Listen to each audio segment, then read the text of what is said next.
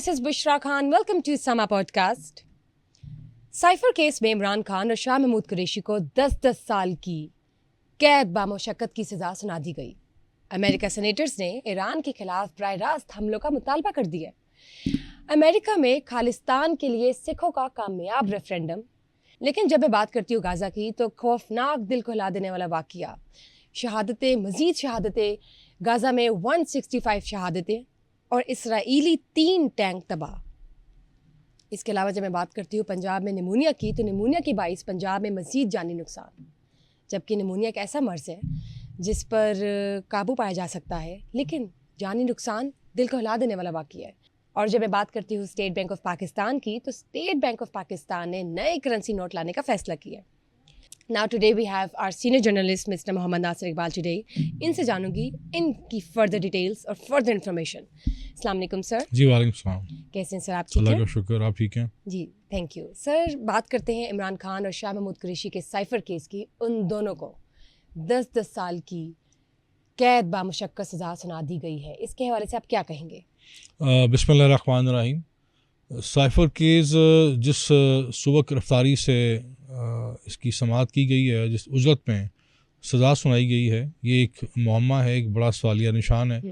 और इसकी टाइमिंग में बड़ा मुझे ताजुब है, हैरत है कि फ़ैसला साज जो हैं वो और जो उनके मशीर हैं वो किस बंद गली की तरफ जा रहे हैं। मतलब 9 दिन रह गए हैं इलेक्शन में, और एक वो शख्स जिसको आपने ज़िंदान में बिठाया हुआ है, उसकी ऑलरेडी जो मकबूलियत है वो हमारे सामने है। तो आप उसको और ज़्यादा, उसका जो वोट बैंक है, उसके लिए जो हमदर्दियाँ हैं वो आप बढ़ा रहे हैं। और ये 9 दिन 10 दिन इसका इंतज़ार किया जा सकता था। बरकैफ जो फ़ैसला साज हैं, जो मुक़्तदर हल्के हैं, उनकी जो अक्ल दानिश है, जितनी सियासी सूझबूझ है, उस हिसाब से वो चल रहे हैं। लेकिन ये जो सज़ा है, इसका अल्टीमेट सियासी तौर पर मैं एज़ ए तालिब इल्म देख रहा हूँ कि उसका फ़ायदा उसी कैदी को होगा जो इस वक्त ज़िंदान में है। और ये जो मुख्तलिफ़ संजीदा और सीनियर कानूनदान हैं, उनका कहना है कि ये जो सज़ा है मुतनाज़ा है और इंसाफ के तकाज़े पूरे नहीं हुए, और उनको गुमान है कि ये हायर फोरम पर जाकर ये जो सज़ा है कालअदम करार पाएगी।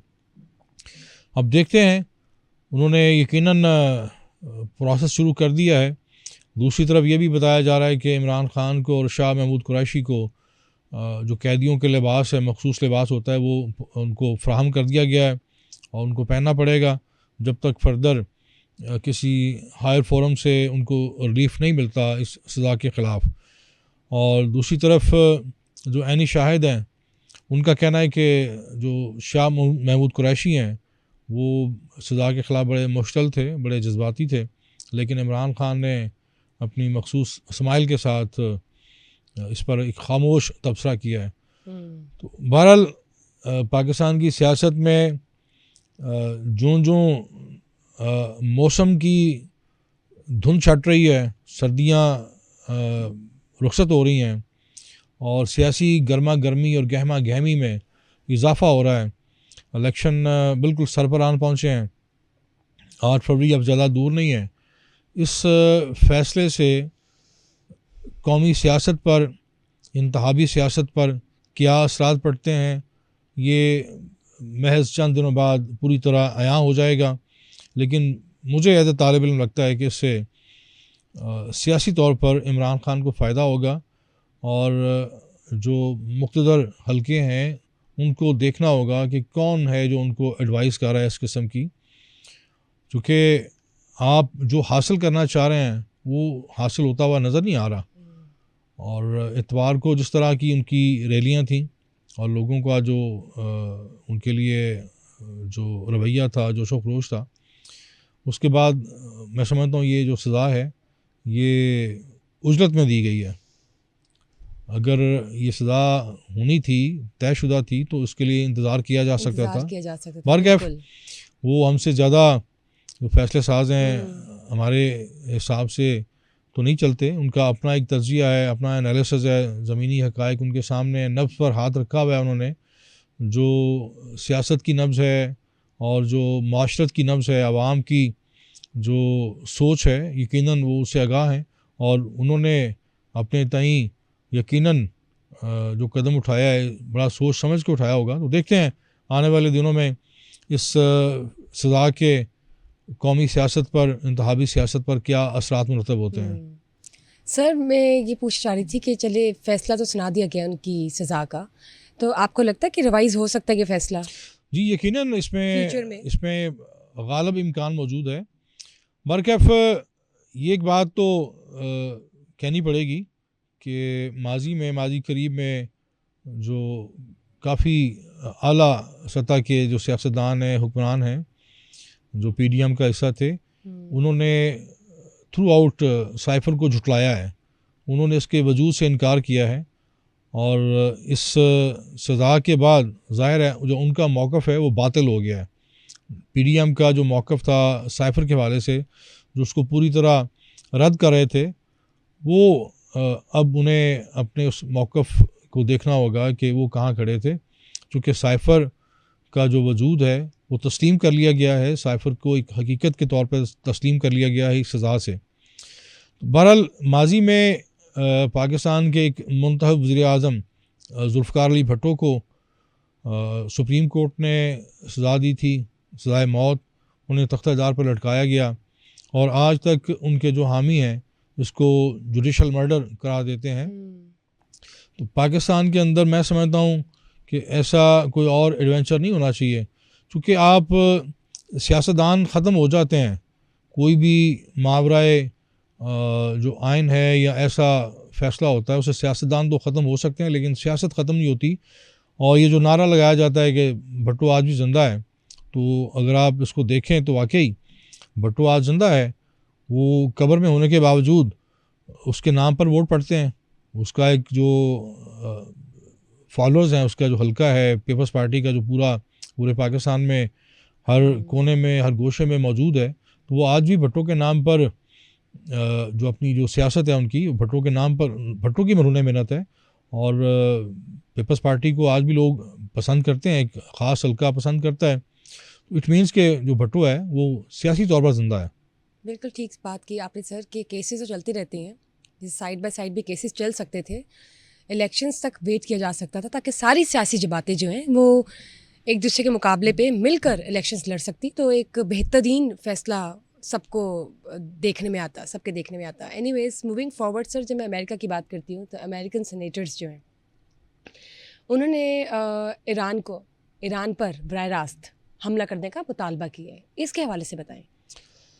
یہ پچھلے دنوں ایک ڈرون اٹیک میں جو امریکہ کے کچھ فوجی جاں بحق ہوئے ہیں, ہلاک ہوئے ہیں, اور کوئی 20 زخمی ہوئے ہیں. جی, تو امریکہ کو یہ رنج ہے, اور امریکہ کا یہ موقف ہے, امریکہ یہ سمجھتا ہے, اس کا گمان ہے کہ شاید اس کے پس پردہ ایران کا کردار ہے. ایران نے اس کی دو ٹوک انداز میں تردید کی ہے, اور اس واقعہ سے لا تعلقی کا اظہار کیا ہے, اعلان کیا ہے. لیکن اس کے باوجود امریکہ نے جس انداز سے انتقام لینے کی بات کی ہے, میں سمجھتا ہوں کہ وہ مناسب نہیں ہے.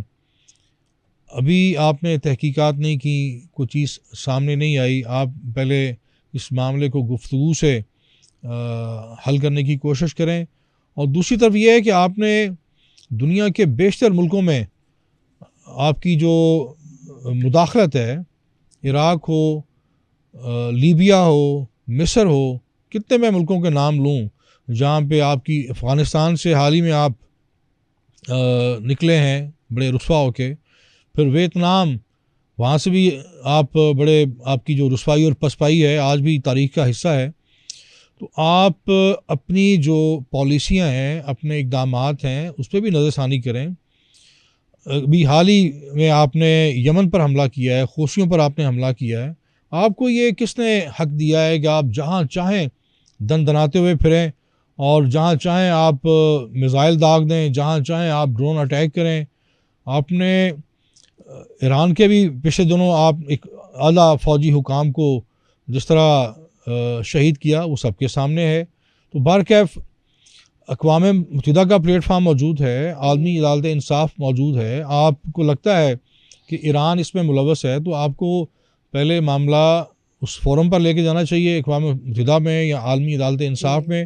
اگر اس طرح ساری ریاستیں انتقام کی روش پر چل نکلیں گی تو پھر یہ دنیا جو ہے وہ جہنم کی صورت اختیار کر جائے گی. اور آپ کو اگر حق حاصل ہے کہ آپ مسلمانوں کا بے دریغ قتل عام کریں, یہ جو فلسطینی تو 3 ماہ کے اندر کم و بیش 27,000 فلسطینی شہید ہوئے ہیں, اور اس کے بعد کم و بیش 70,000 کے لگ بھگ وہ زخمی ہیں. نہ ان کے پاس خوراک ہے, نہ ان کے پاس علاج ہے, نہ ہسپتال ہیں, نہ تعلیمی ادارے ہیں, نہ وہ تعلیم حاصل کر سکتے ہیں, نہ ان کو علاج کی سہولت میسر ہے. اور آپ اسرائیل کو آپ کا آشیرواد حاصل ہے, آپ اس کی سرپرستی کر رہے ہیں اس قتل عام میں. تو آپ کو تو اخلاقی طور پر آپ کی گردن جھک جانی چاہیے کہ آپ اس قتل عام میں شریک مجرم ہیں, اور آپ نے 2 سے 3 بار حوثیوں پر حملہ کیا ہے, یمن پر آپ نے فضائی حملہ کیا ہے, میزائل داغے ہیں. آپ کی اخلاقی پوزیشن بہت کمزور ہے, آپ بڑی ویک وکٹ پہ کھڑے ہیں, کریز پر کھڑے ہیں, لیکن اس کے متضاد آپ دھمکیاں دے رہے ہیں, دھمکا رہے ہیں. تو یہ مناسب انداز نہیں ہے. اگر اسی طرح ساری ریاستیں دھونس سے اور دھمکیوں سے کام لینا شروع کریں گی تو پھر میں سمجھتا ہوں یہ امن تو پھر ماضی کا قصہ بن جائے گا.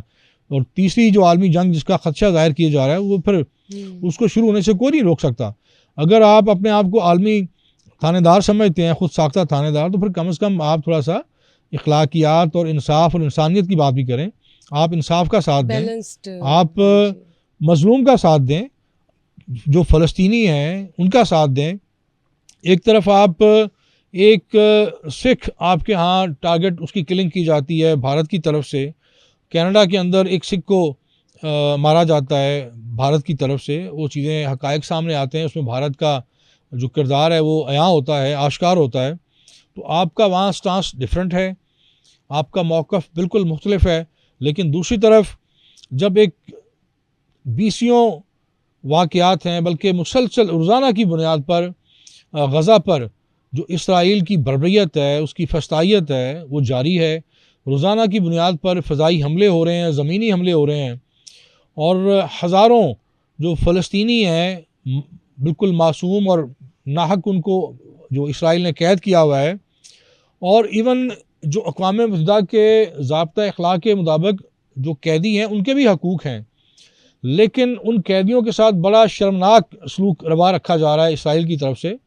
وہاں پہ امریکہ کی زبان بالکل جو زبان ہے گونگی ہے, اور اس کی زبان سے کوئی لفظ ادا نہیں ہوتا مذمت کا. تو آپ کی یہ جو دو رنگی ہے, دوہرا معیار ہے, یہ پہلے بھی ماضی میں بھی بارہا ایکسپوز ہوا ہے, اور آپ پھر اس ڈٹائی کے ساتھ آپ انسانی حقوق کے جمہوریت کے چیمپئن بن کے کھڑے ہو جاتے ہیں. تو یہ میں سمجھتا ہوں کہ مزید آپ کا دوہرا معیار جو ہے وہ نہیں تسلیم کیا جائے گا دنیا کی طرف سے. آپ فریق بنے ہوئے ہیں, آپ اسرائیل کے اتحادی ہیں, آپ نیتن یاہو کے اتحادی ہیں جو ایک قاتل ہے, اور جتنے بھی معصوم شیرخوار بچے, خواتین اور مرد اس غزہ کے حالیہ 3 ماہ کے اندر شہید ہوئے ہیں, تو آپ ان تمام شہادتوں کے جو مرکزی مجرم ہیں. تو میں سمجھتا ہوں کہ یہ کشت و خون سے مسائل حل نہیں ہوتے, اور امریکہ بنیادی طور پہ کوئی نہ کوئی بہانہ تلاش کر رہا ہے جارحیت کا. تو یہ میں سمجھتا ہوں اس سے اگر ایران پر حملہ ہوگا تو یہ جو آگ بھڑکے گی وہ آگ بہت دور تک پھیلے گی. تو اس سے پہلے کہ ایسا کوئی امریکہ اقدام کرے, عالم اسلام کو, OIC کو متحرک ہونا چاہیے, اور اس پر پیش بندی کرنی چاہیے, لائے عمل اختیار کرنا چاہیے, تاکہ یہ ایسا کوئی واقعہ ہونے سے پہلے اس کا تدارک یا استدباب کیا جا سکے. اقوام متحدہ کا دروازہ کھٹکھٹایا جائے, اس کشیدگی کو, اس تناؤ کو کسی ثالثی سے روکا جائے, بالکل کم کیا جائے, کہ اس سے پہلے کہ ہم بعد میں پچھتائیں. اس میں پہلے سے کوئی ایسا پریکاشنز اسٹیپس لے لینے چاہیے تاکہ امن و امان قائم رہے. اینی ویز سر، جب میں بات کرتی ہوں امریکہ کی اگین، تو وہاں پہ خالصتان کے لیے سکھوں نے بڑا کامیاب ریفرینڈم کیا ہے، تو اس کے حوالے سے بتائیں وہ کیا ماجرا ہے؟ یہ خالصان تحریک اس کو تو کہنا چاہیے کئی دہائیوں سے جاری و ساری ہے، اور اس میں دن بدن اس میں شدت آ رہی ہے.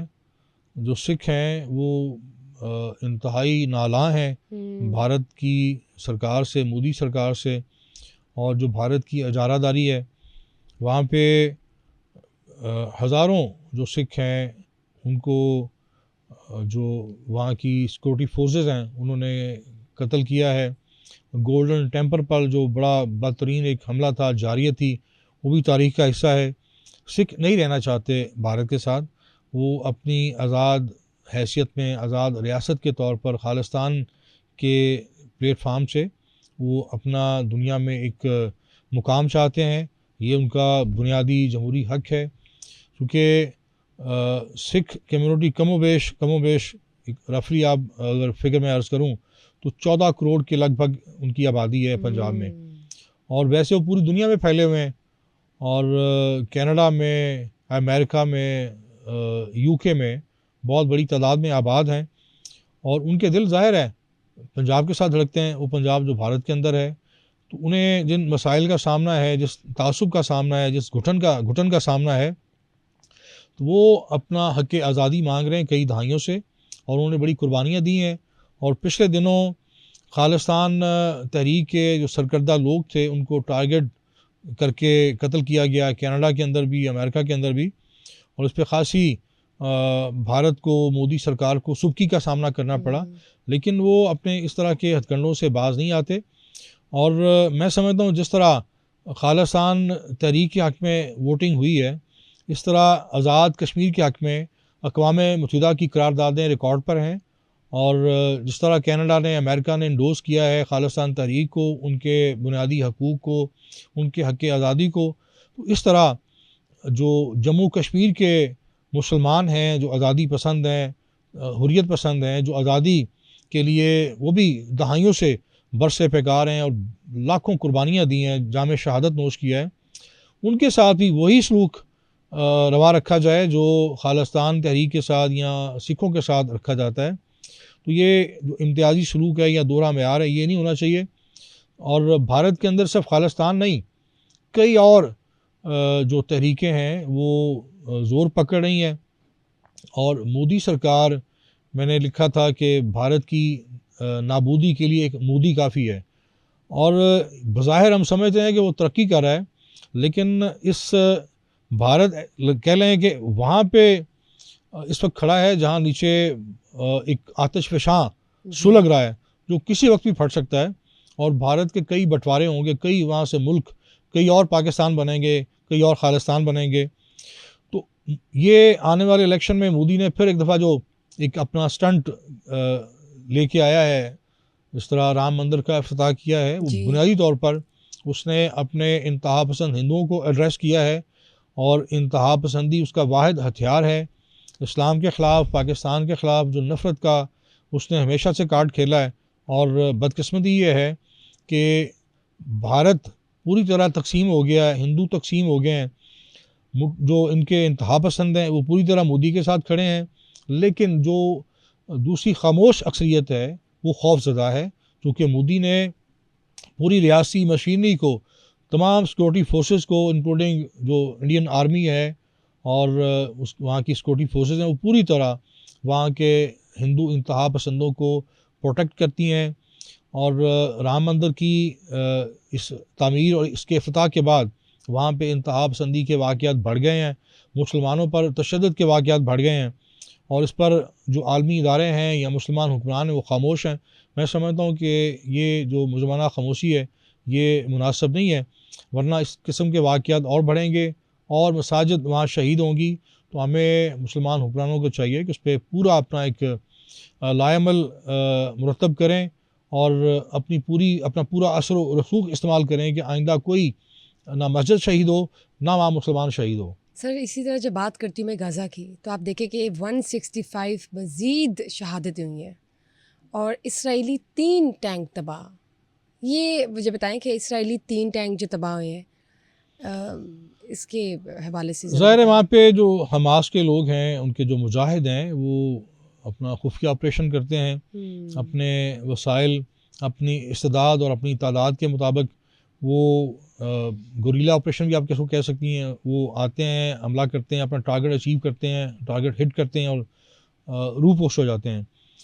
اور دوسری طرف صرف ایک یہ اسرائیل کے درندے نہیں ہیں، بہت سارے اور جو ان کے اتحادی ملک ہیں، ان کی جو فوج ہے، ان کے فوجی اہلکار ہیں یا پرائیویٹ اہلکار ہیں، پرائیویٹ لوگ ہیں جو آپ کہہ سکتی ہیں کرائے کے فوجی بنے ہوئے ہیں، جی ان کو اچھا خاصا معاوضہ مل رہا ہے، کیونکہ جو اسرائیلی فوج ہے اس کے اندر مایوسی پھیل چکی ہے، بددلی پھیل چکی ہے، بہت سارے فوجی لڑنا نہیں چاہتے اور میدان جنگ سے فرار ہو چکے ہیں، تو ان کو پھر اس طرح کے بہت سارے اتحادی ملک سپورٹ کر رہے ہیں افرادی قوت کے طور پہ، اور جو جنگی رسد ہے، جنگی ساز و سامان ہے، وہ بھی پہنچایا جا رہا ہے اسرائیل کی حمایت میں، اور بہت سارے کرائے کے فوجی وہاں پہ برسے پیکار ہیں، لیکن حماس اپنی قوت ایمانی کے ساتھ اور اپنے تمام تر محدود وسائل کے ساتھ اور اپنی بہت مناسب سی تعداد کے ساتھ ایک بڑی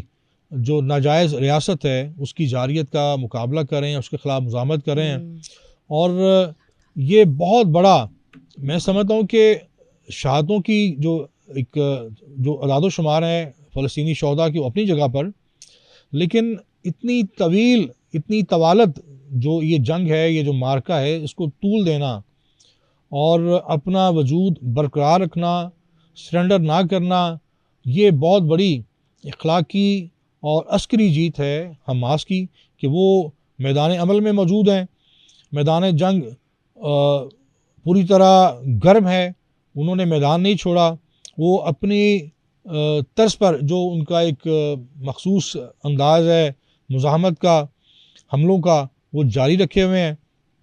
اور میں سمجھتا ہوں کہ ایسی نڈر، ایسی غیور قوم میں نے اپنی ہوش میں نہیں دیکھی، کہ تمام تر ابتر حالات کے باوجود اب وہاں بارشیں ہوئی ہیں اور خیمے کیچڑ میں لٹ گئے، اپنا کیچڑ وہاں پہ خیموں کے اندر موجود ہے، پانی موجود ہے، اور سردی ہے، اس کے باوجود غذائی قلت ہے، اور نہ ان کے پاس ڈاکٹر ہے، نہ ہسپتال ہے، نہ ادویات ہیں، نہ غذا ہے۔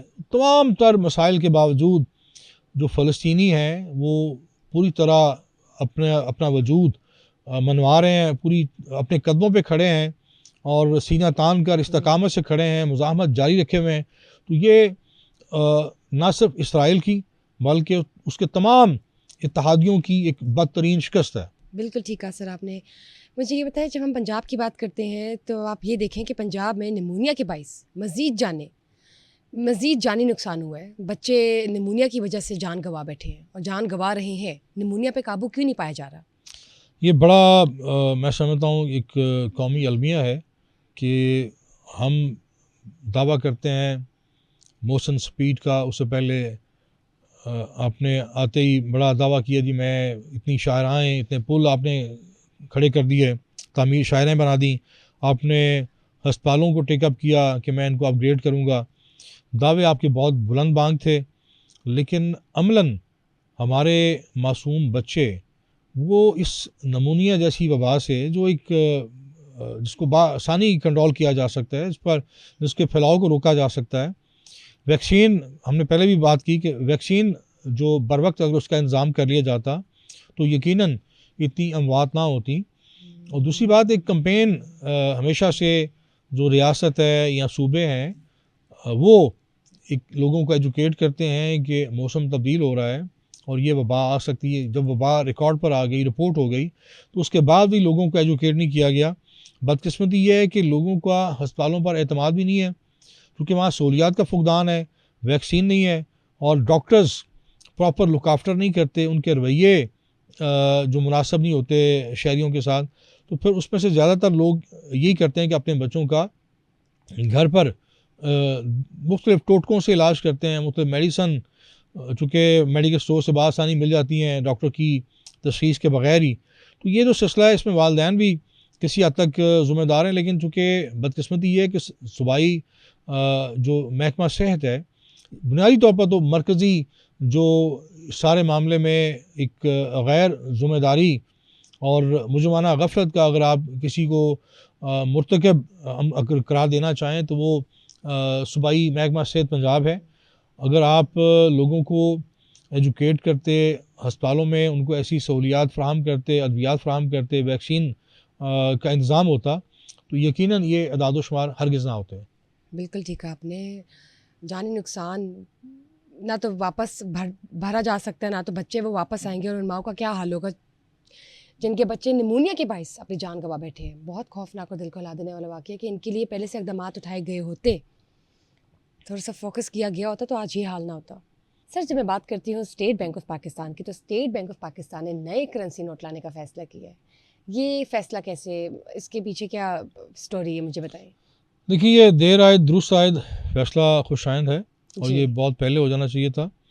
بھارت نے بھی چند برس پہلے یہ ایکسرسائز کی ہے، اور اس کا یہ فائدہ ہوتا ہے کہ جن لوگوں نے آپ کا کہنا چاہیے چور بازاری کی ہوتی ہے اور بلیک منی چھپائی ہوتی ہے، اور کروڑوں اربوں کے حساب سے جو بینکوں میں نہیں ہوتی، جب آپ کا ظاہر ہے آپ کے وسائل رک جاتے ہیں، کہیں منجمد ہو جاتے ہیں، کہیں خفیہ خانوں میں اور تہہ خانوں میں چھپا لیے جاتے ہیں، تو اس کا اوورآل مجموعی طور پر آپ کی قومی معیشت پر بڑا منفی اثر پڑتا ہے. اور اس دولت کا نہ مصرف ہے، نہ اس پر ٹیکس ادا ہوتا ہے، تو پھر ظاہر الٹیمیٹ جو ریاست ہے اس کی قیمت ادا کرتی ہے، اس کا نقصان بھگتتی ہے. دوسری طرف ہمارے ہاں بدقسمتی یہ ہے کہ جو جعل ساز ہیں، اکثر آپ نے یہ آپ سنتی ہیں، پڑھتی ہیں اخبارات میں، میڈیا میں رپورٹ ہوتا ہے کہ جعلی نوٹ بڑی تعداد میں گردش کر رہے ہیں.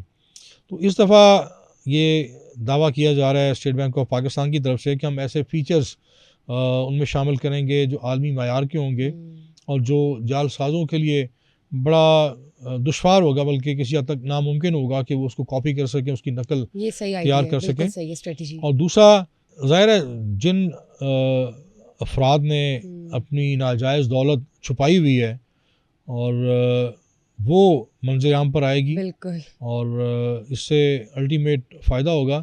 لیکن بات یہ ہے کہ یہ ایکسرسائز کافی نہیں ہے. اصل بات ہے کہ ایسی اصلاحات کی جائیں، ایسے اقدامات کیے جائیں کہ آنے والے دنوں میں، ہمارے مستقبل قریب میں، اگر آپ نئے نوٹ لے آئیں گے، پھر ان کو اگر اس طرح کے لوگ جو ہیں، اس مائنڈ سیٹ کے لوگ پھر سے چھپا لیں گے اپنے خفیہ مقامات میں، اور پھر وہی اگر چلن ان کا ہوگا تو پھر کوئی فائدہ نہیں ہے ایکسرسائز کا. تو ایسی کوئی پالیسی وضع کی جائے جس سے یہ پریکٹس ختم ہو جائے ہمیشہ کے لیے. بالکل ٹھیک بات کی آپ نے کہ یہ ایکسرسائز ہمیشہ کے لیے ختم ہونی چاہیے. یہ نہیں کہ بس تھوڑی دیر کے لیے پھر سے وہی سسٹم دوبارہ ایکٹیو ہو جائے. اس کو تو ختم کرنے کی ضرورت ہے، اس کی روٹس کاٹنے کی ضرورت ہے. اور آئی جسٹ ہوپ کہ آپ کی جو بات ہے وہ صحیح لوگوں تک پہنچے، اور وہ اس کو جیسے کہتے ہیں نا پرماننٹ چینج لے کر آئیں. Thank you, sir, for being here, and thank you for sharing such important information with us today at Sama Podcast. Also, thanks to you guys as well for watching us today. Do not forget to share, like, and subscribe our Sama Podcast. As usual, Bushra Khan's living till today. I'll get back to you in the next episode. Bye-bye.